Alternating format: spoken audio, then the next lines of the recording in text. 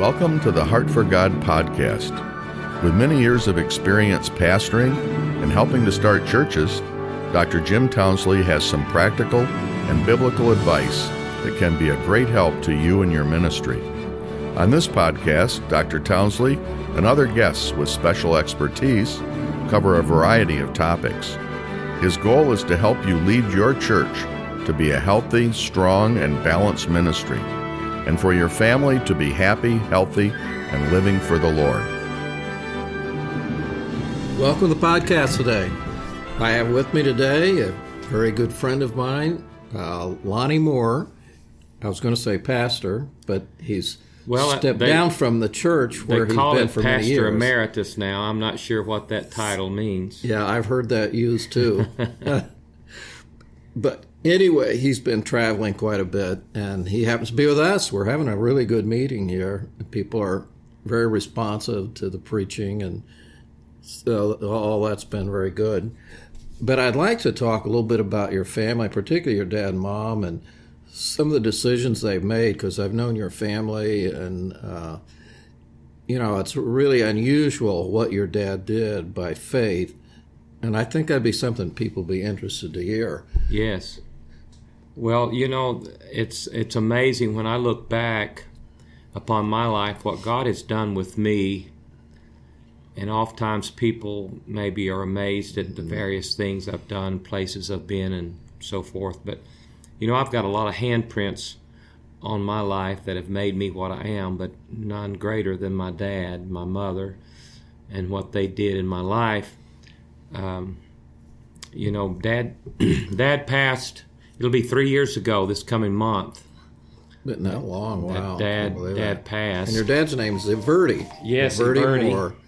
And he came from a very difficult background. He grew up in a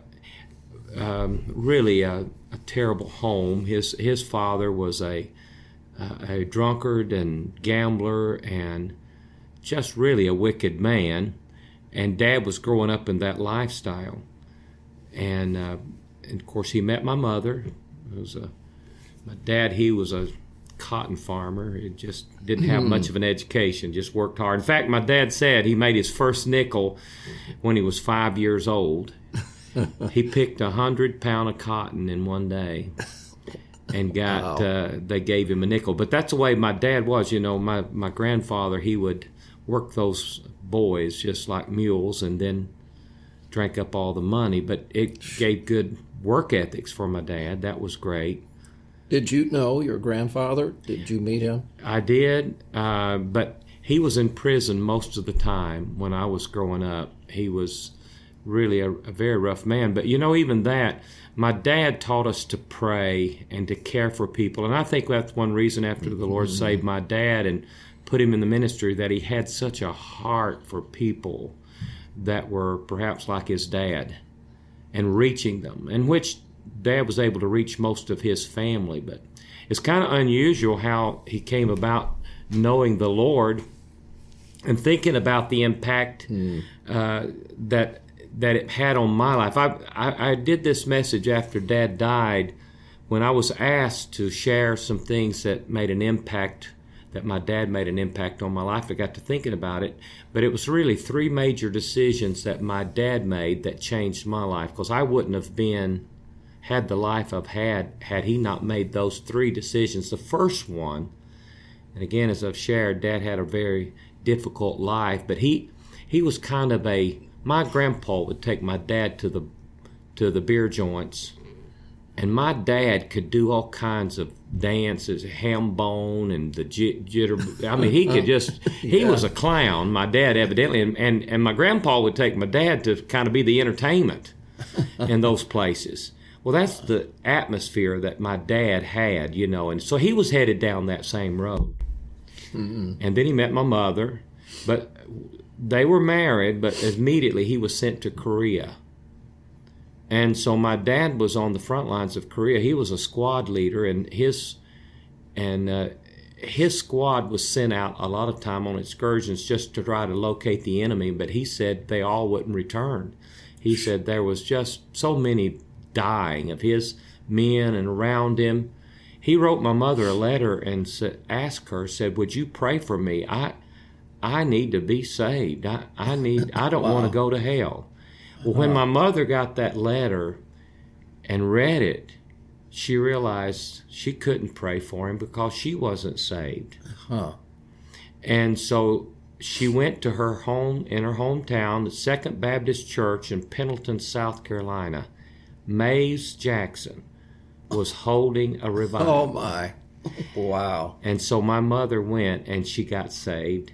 And so she wrote my dad back and said, Everdy, when I got your letter, I couldn't pray for you because I was not saved. But now I got saved and I'm praying for you to be saved. Wow. And Dad said when he got that letter, it gave him some hope that, maybe he would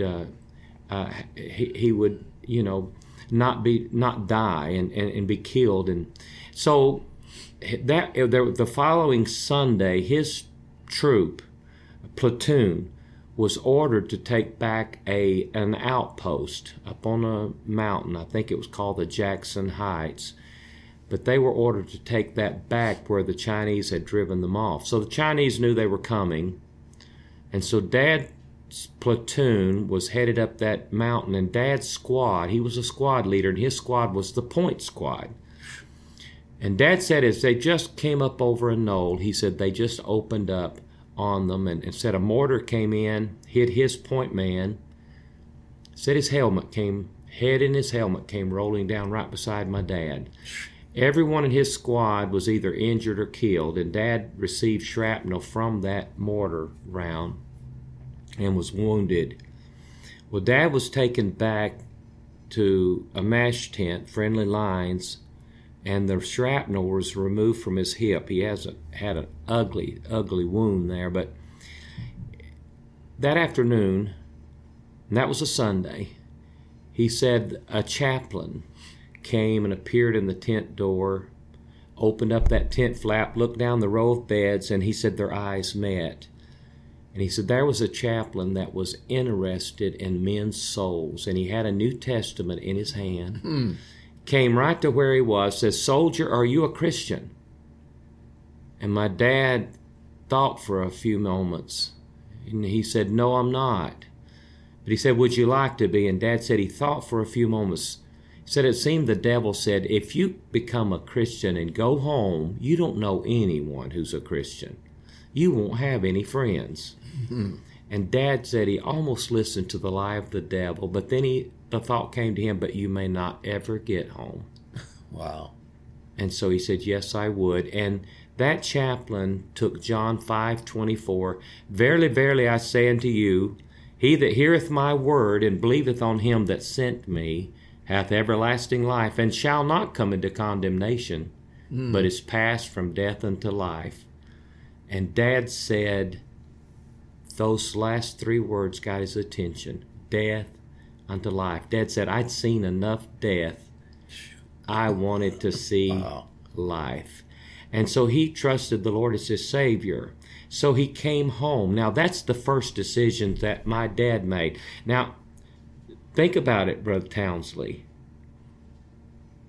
Had not my dad not gotten saved, the life that he would have had, that drunkard's life, you see, that would have been my life as the same as my cousins, drug addicts, broken lives, in prison.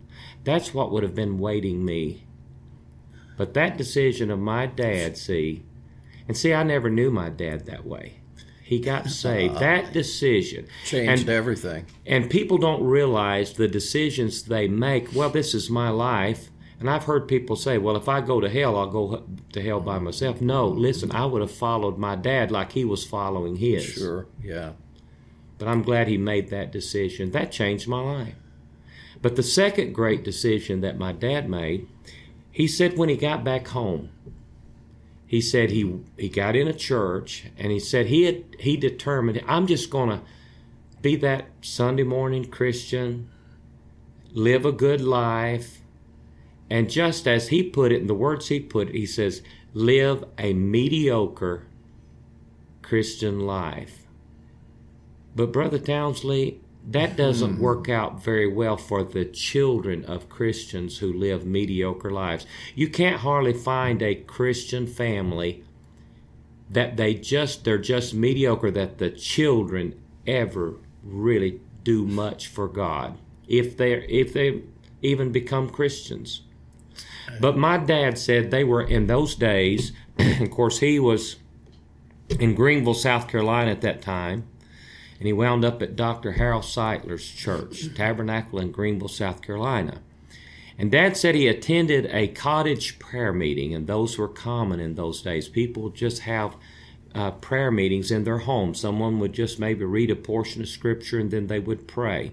And Dad said he was in one of those, and said that a man set a straight back chair out in the floor and said, if you've got anything you want to settle with God, settle it in this chair. And Dad said, I just crawled over into that straight back chair and said, Lord, whatever there is of my life, I want to give it all to you. And so that second decision, it's kind of like Abraham. You know, that great decision Abraham made to trust God, believe in God, and his faith was counted for righteousness. That was a great decision he made that changed the generations that followed. But also when Abraham was willing just to surrender everything, even his son Isaac. Well, my dad said, I gave God everything at that point. Whatever you want, Lord. And it was in that decision, he said, I put my lucky strikes. I gave him my lucky strikes. That was Dad's favorite cigarette brand, in those days. But he said, I just gave it all to him. And he said, though I had such a poor education because of having to work so and not being able to go to school when I was a boy, he said, I felt God wanted me to preach. And he said, I'll do it. And so he went forward at Dr. Harold Seitler's and said, God's called me to preach. And Dr. Seitler said, next Wednesday night, you're going to preach. And Dad said it scared him to death. He said, how can I do that? Yeah. But my mom helped him with his reading. And he said he just preached a simple message on John 3:16. But, surrendering everything by your parents just being sold out. Lord, whatever you want, all that I have, my family, and all my resources, they're yours. That was the second great decision.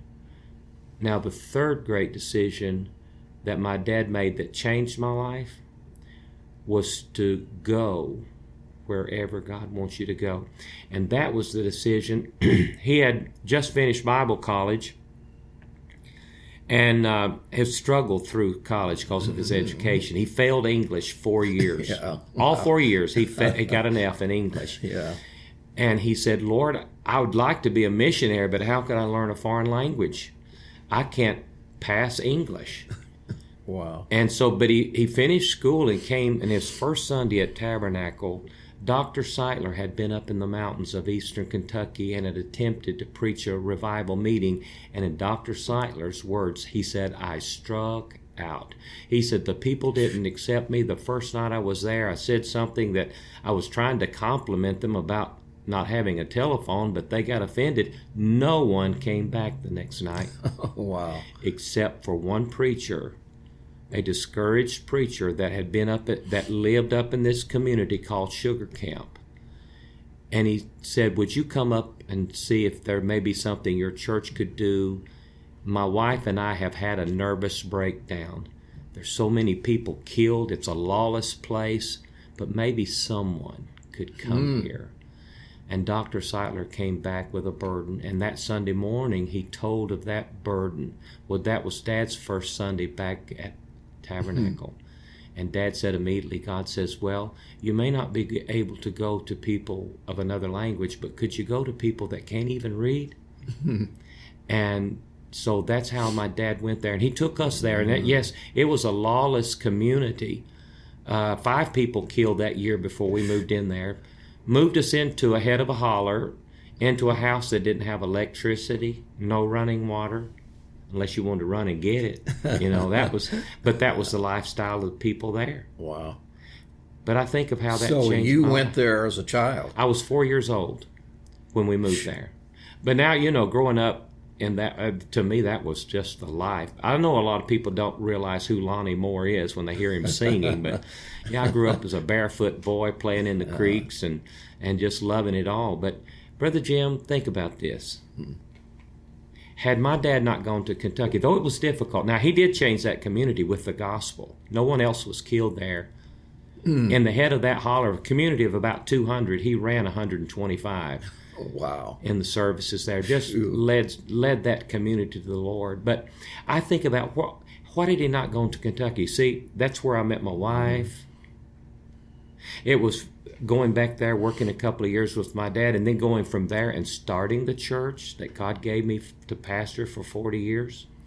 So when your dad went to this sugar camp, what did people think about that? They think you're going to lose your family? The sheriff told my dad stopped at the courthouse to settle the deed. The Tabernacle had bought that place, and so he settled the deed there, and the county judge and the sheriff asked him, said, "Where are you going to move?" He said, "Up in Sugar Camp." He said, "Sugar Camp? Why, preacher?" He said, "You're crazy to take your family up in Sugar Camp." He said, "Why, I got kinfolk up there, and I won't even go." That was the sheriff talking. Wow. But and it was difficult. In fact, it was hard for my mother. I think a lot of her health problems came from the stress. And because there was times, that my dad would even have to defend us with a gun. There were a lot of threats, but my dad just stayed there, depending on the Lord. And it changed that community.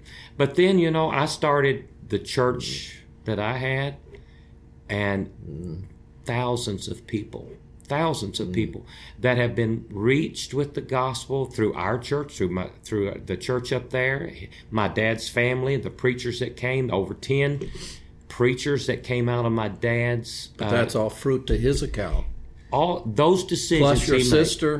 Made. And my sister in Costa Rica with Russ Turner, over 50 years, now about 50 years they've been there, and all the works they've got going there. But decisions and grandchildren. And the grandchildren. So many grandchildren are in the ministry, preaching, churches, pastoring, missionaries. So it looked like your dad goes to this little place, not much possibility, not to be written up in a magazine. Right. And you think, what impact could he have?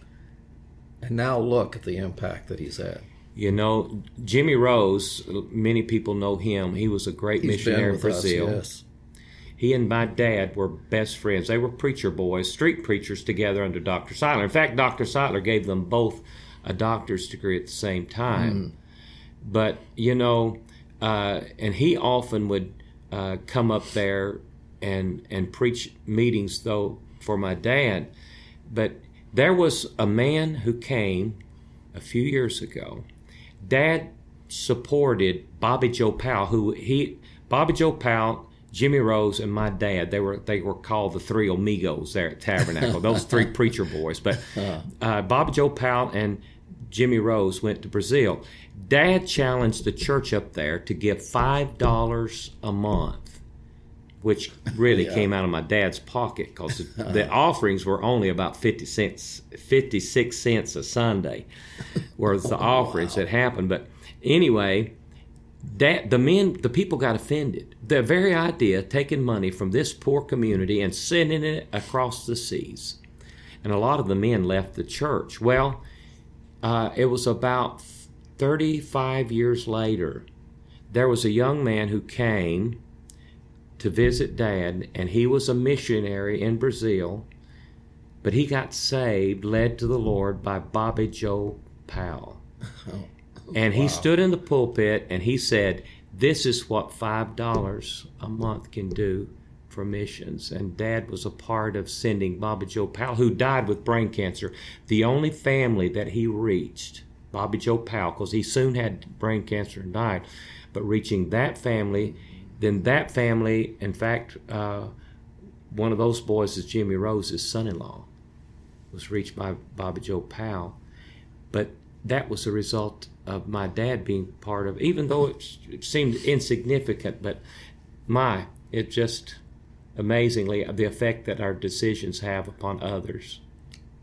Well, I'll tell you what, people listening to this have to be impressed with, if you just do what God tells you to do, it might seem insignificant, maybe a little country church at a crossroads, no one knows where it's at, but your faithfulness to follow the will of God can have a tremendous impact. And there's a testimony of your dad, Lonnie Moore, and your mom, and the influence that they've had. Amazing. And I know it goes beyond what we've even discussed. You know, Abraham is the example of that. He made those 3 decisions, too, of going where God wanted him to, and the impact that it made on generations. But take the contrast of that Lot.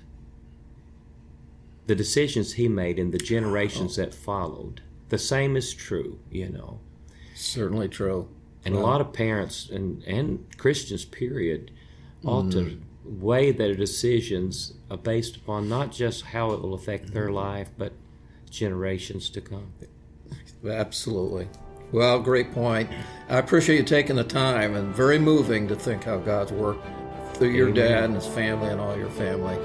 Appreciate it very much. All right. Thanks for listening today. God bless. Thank you for listening. If you enjoyed the podcast, consider sharing it with a friend. You can also follow at Dr. Townsley on Twitter or on Facebook at Jim Townsley.